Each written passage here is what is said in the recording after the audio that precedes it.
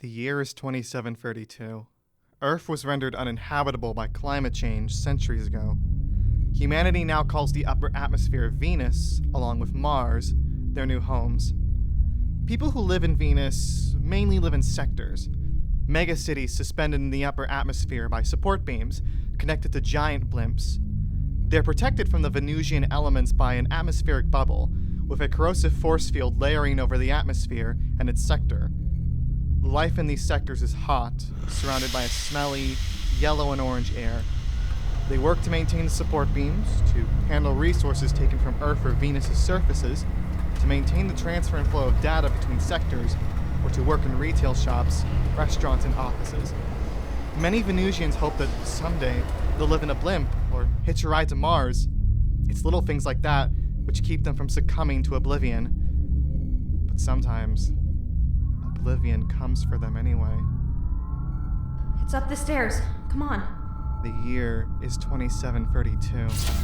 Two workers rush into the main office of Amendix Enterprises. A cramped little space, it's dilapidated.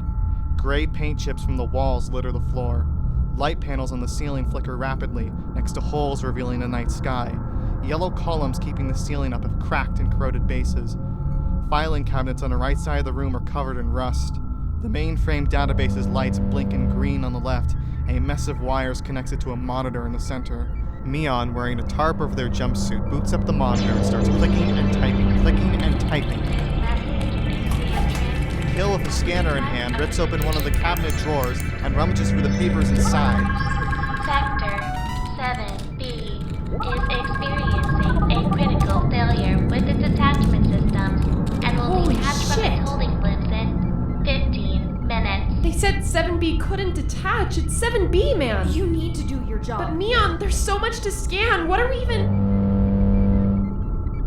All residents still within Sector 7B will descend into the surface of Venus in 15 God, I'm gonna minutes. die in this stupid Kill. office. Fuck this, man. Fuck this. Kill! Do your goddamn job and we'll make it. What am I even scanning? The papers. Which one? Just scan them, okay? 71%. There's no time. 72%. No, 74%. Come on. What's so valuable about this shit anyway? Company data. What, they can't transmit it themselves? Transmitter's not working. We're sending it over manually. Keep working, kid. But why are we doing Rate this? 77. Why are we doing this? I mean, we're not qualified. We're not experts. We're proving our worth. That's why. No, that's bullshit, MEON. I'm not poor. I should be on Mars. Doesn't matter. It's bullshit. I knew I should have called out. I would have gotten to an evac blimp and I wouldn't even... Kill! Listen. You would have been turned away because they hate deserters. But we'll both become worth keeping around if you just listen to me and... The corrosion force field is now offline. Please take cover from the rain. No. Fuck, we're gonna die, dude. Kill! I'm trying to focus! What are they teaching you now, Pumpkin? Deep inside the blimp trying to hold Sector 7B in place, the businessman rests in his study. A chamber with red and black silk carpeting and walls made of ivory polished wood. He listens to his daughter ramble about her day at school. As she talks, he notes the trinkets on his desk. There's the small marble bust of his own head and chest, sculpted to resemble a younger version of himself. Next to it is a kerosene lamp with a flat circular panel of light shooting past its glass chimney. It occasionally flickers. In the middle of the desk, a sky-colored pen holder with white spots and a tray holder filled with paperwork in the process of being signed. The other side of the desk rests a 400-day clock, always 2 hours off, but its pendulum underside was mesmerizing. Finally, in front of the businessman lies a bulky communications tablet and a glass of red wine. But his attention focuses squarely on his daughter after she says, "We lived on Earth once." Sorry, could you repeat that? She does. Oh, isn't that just ridiculous? Come a little closer, dear. I'd like to clear up a few things your teacher taught you in school. Let's start with Earth, shall we? Earth, it was never habitable, dear. That's just a lie created by the Martians who envy what we have. They really are a detestable bunch. They go on and on about how bad Venus is and how we all need to leave, but despite all of their wealth, 1 in 4 of their children die of cancer every Venusian year. So much for living on the Martian surface. His daughter's attention focuses on a bookshelf next to the desk, stuffed to the brim with dusty plays, books, and folders. The books look to be rotting. Still, she was glad they had them. The Martians probably didn't. Well, anyway, Earth has always been an uninhabitable heat bubble. Not as bad as the Venusian surface, but you'll find its conditions far from ideal. Sweltering temperatures, destructive weather patterns, and a chance to die from millions of diseases. Disease. That's a word you needn't think about, dear. Just be grateful you were born in the Venusian atmosphere. Clean, well-furbished, never too warm, and we're protected from the planet's quirks. This is paradise, sweetie. And yes, Earth rains sulfuric acid. It probably rains stronger acid. Oh god, 89%! Oh, that's just the rain, dear. MEON! It's gonna be, it's okay. It's gonna be okay. You're gonna be fine. Here, put on your gloves. MEON forces Kill to put on one of Kill's gloves. The acid devouring her hand is stopped, numbing the pain. You'll get used to it. Trust me. Papers, they're dissolving. We'll find them on the computer. We're gonna run out of time and they'll leave us. No. Kill. We'll be fine. 9 Fine if we keep minutes until Sector 7B. Descend into the We just surface. gotta keep working. Can't. I know, but we really don't have much time. Still raining, MEON. Still. What else have they taught you? It's true. Standing on the surface of Venus would burn you to a crisp and implode you in an instant, but it's not because of some runaway greenhouse effect or any of that nonsense. No, dear. It's because we live in Lucifer's domain. The businessman walks to a painting on the left of his study. It depicts a paradise of animals living in harmony. Hard to believe, but Venus was once a paradise planet. Besides humans, it had lions, monkeys, and even dogs. He snaps his fingers. The painting morphs into a paradise on fire. But when the devil was banished from heaven, he and his followers twisted Venus into the hell world we know today. They forced the clouds to rain acid. Here, let's just... Come on. 90%. Okay. Now, thankfully, we're too far up to be affected by Satan. Most of the time, at least. Sometimes the poor sectors dip just a bit too low into the atmosphere, and Satan is a greedy little thing, darling.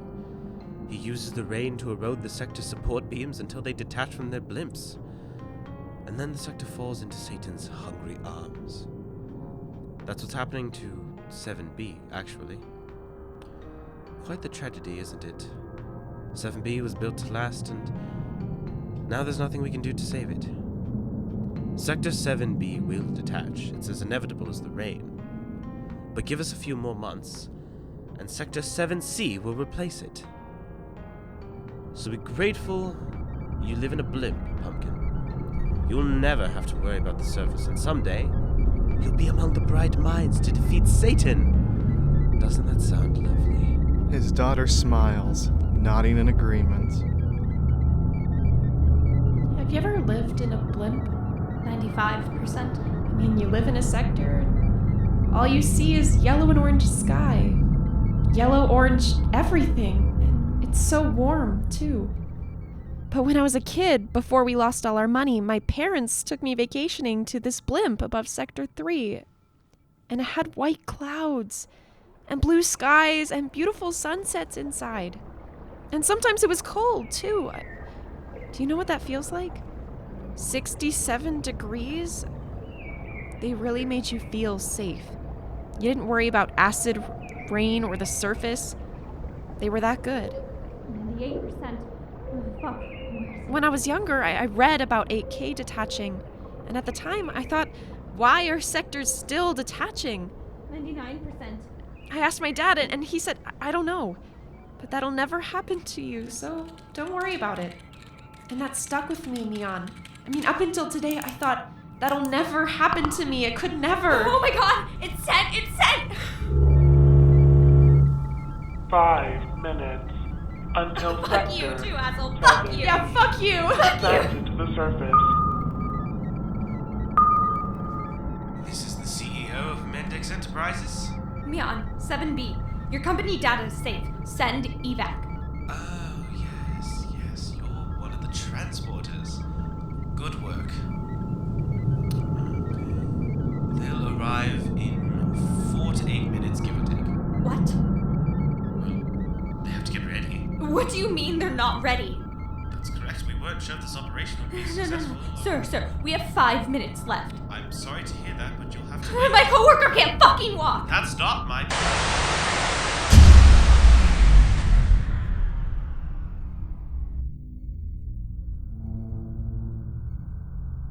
Is evac coming?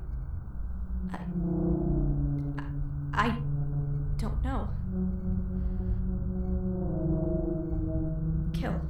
My friend and I were living at their parents' house in Sector 8K, actually. 6 years ago. Did they make it? My friend did. Their parents didn't. What was 8K like? Same rotten smell, same musty colors. There were just museums there, and I was working at one of them when 8K detached. Wow. Yeah. They needed their old artifacts transported. So they gave me and 4 others 2 choices. Stay overtime or lose our jobs. We all stayed overtime. 3 hours to collect everything. We did it in 2.5. After that, the power went out. So we sat and waited. We knew evac was coming, and surely they'd give us enough time to transport, right? Well, by the time they came, we had 15 minutes to transport everything, so we loaded the small things, like books and plays, and left behind paintings and statues and the last piece of an Earth pyramid. But Earth wasn't habitable. A Venus pyramid. Point is, so much art was destroyed. No, we're just unlucky, MEON. And that was that. 8L replaced 8K, and there was no mourning. We just forgot about all that art and all those people who... I would too. Jesus, Kill. How did we get here? I don't know. Why are sectors expendable? Ask this CEO guy. But he's not gonna tell me. Then no one will, But MEON. this can't be the rest of our lives, Kill. We have to do something. I can't live in another sector and do this shit again and again and again and...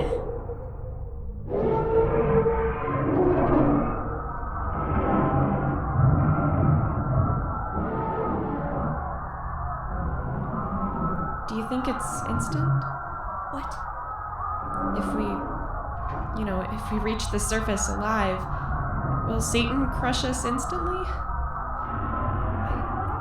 I don't want to feel... Kill, they're here! Come on, get up! Kill tries to get up, but they're pinned to the ground now. There's no time, come on!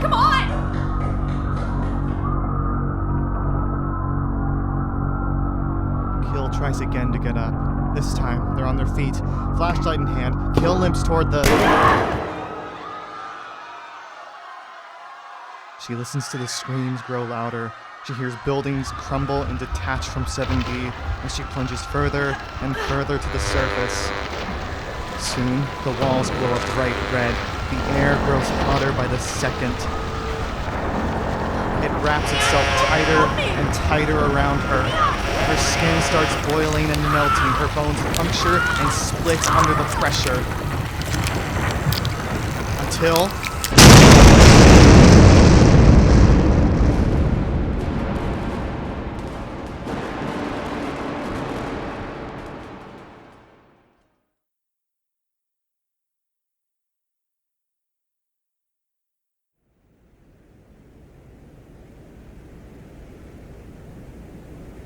Soon, the ruins of 7B will be another charred, mangled mass dotting the surface of Venus.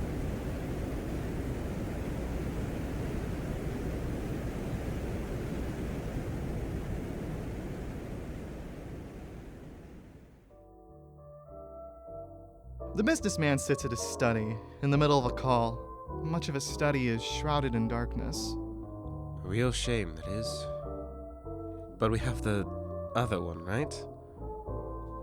That's good. We'll move her to Sector 4A. That one hasn't detached yet, right? And as for QILL, make some room on the plaqueboard, will you? Thanks. Goodbye.